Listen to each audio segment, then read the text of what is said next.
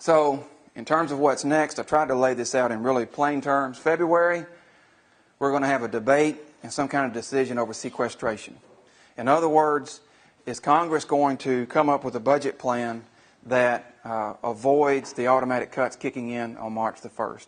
And right now, a lot of the public statements are that sequestration is likely to happen. That doesn't mean it's going to, but leadership, particularly in the House, is saying that sequestration is very much something that could occur.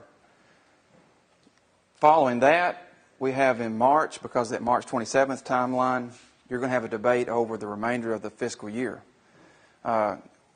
Whether we're going to have a government shutdown or whether we're going to go to 30-day continuing resolutions or have potentially even a budget for the rest of the year. And that remains to be seen. And then as we move in, remember that May 19th date, you're going to have a debate over the 2014 budget. Now, potential changes.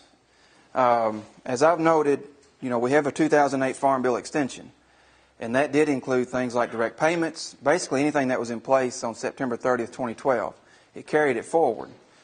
That said, there's about 37 programs that didn't have a baseline funding, they're not in place. They're not there.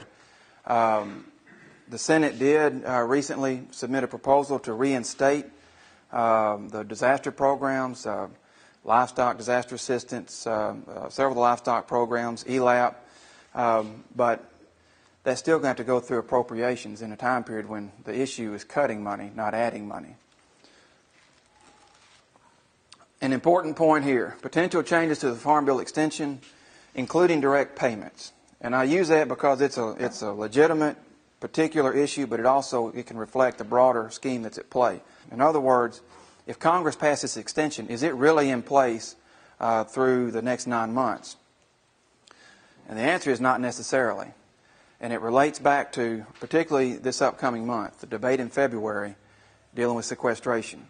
And during that time period in particular, it's really not impossible for Congress to step in and augment, to modify, to change in small ways or even big ways what's in place in the 2008 Farm Bill.